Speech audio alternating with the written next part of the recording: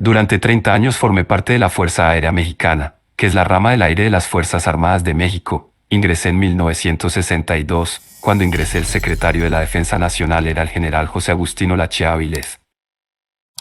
De ahí le siguió Barragán, luego Cuenca, Galván, Arévalo, y cuando me retiré, el secretario de la Defensa Nacional era Antonio Riviello Bazán, que era egresado del Heroico Colegio Militar. En 1976 yo estaba asignado a la región aérea del sureste, en la sede de Tuxtla Gutiérrez. Un día que parecía normal nos llegó la orden de ir a hacer presencia en una zona que había que resguardar y estudiar. Se trataba de una cueva que ocultaba algo que, a día de hoy, aún no logro explicar, pero vayamos al inicio.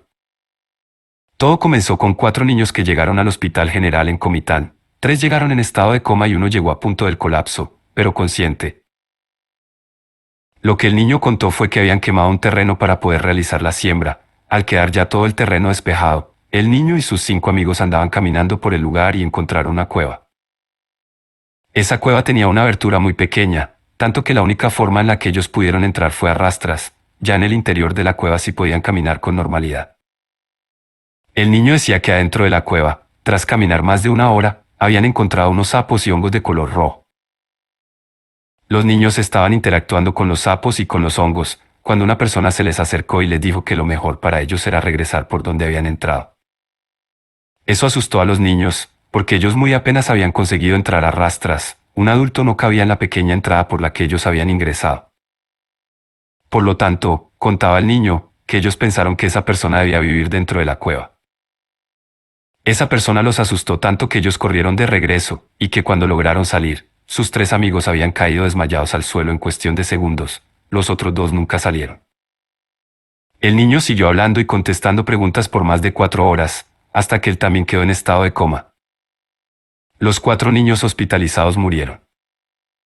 Yo no entendía qué teníamos que ver nosotros, Fuerza Aérea, con unos niños muertos por culpa de unos sapos rojos.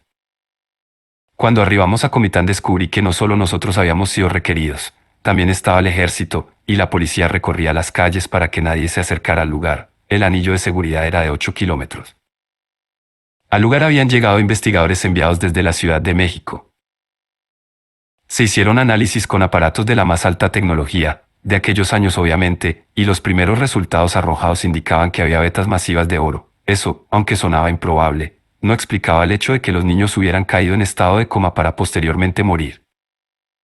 La zona era un caos. Nosotros hicimos análisis desde el aire, aparte de ayudar con la logística, pero poco podíamos hacer porque no había comunicación entre los involucrados. Cada quien estaba en lo suyo y nadie compartía su información con los demás. Yo pienso que el gobierno era el más interesado en que nadie supiera exactamente qué estaba ocurriendo.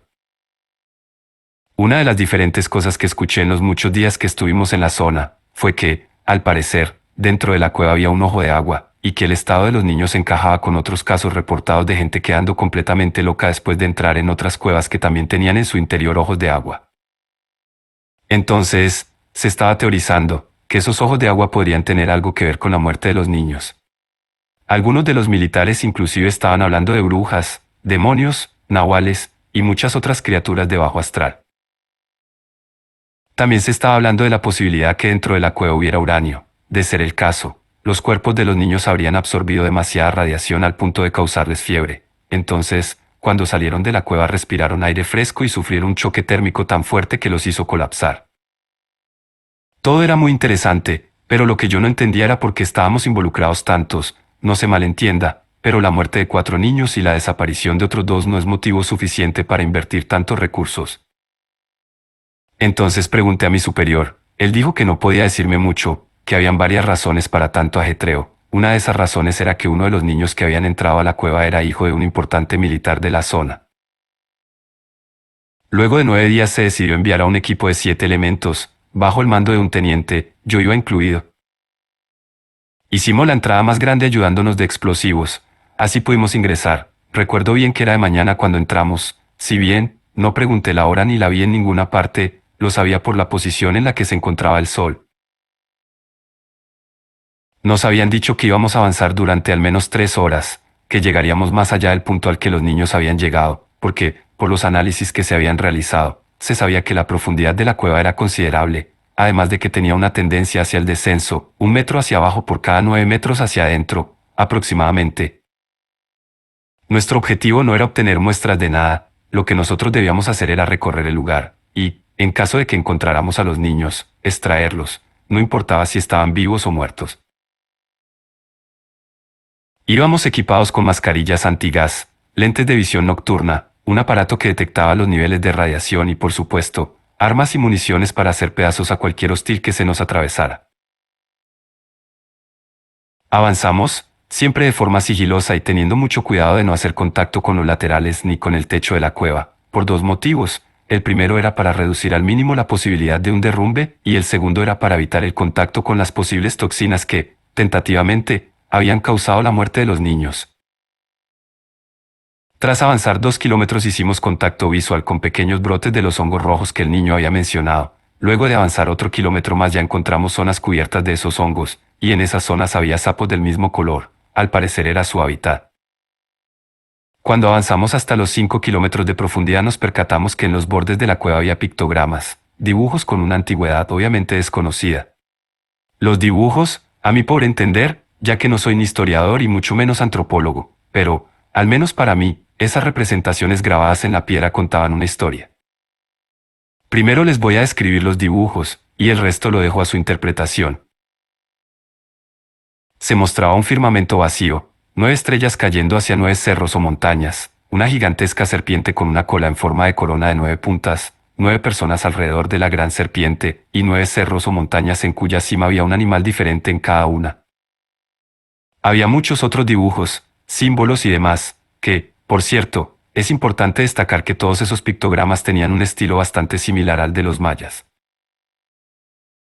Ahora, para mí, la historia que se está contando es que 9 dioses bajaron a la tierra, o tal vez fueron expulsados del cielo como castigo, cual sea que haya sido la razón. Al llegar a la tierra tuvieron que enfrentarse a un monstruo muy poderoso en forma de serpiente, y, al vencerlo, se dividieron el poder entre los 9. Luego, para no enfrentarse entre ellos, cada uno eligió un cerro para gobernar.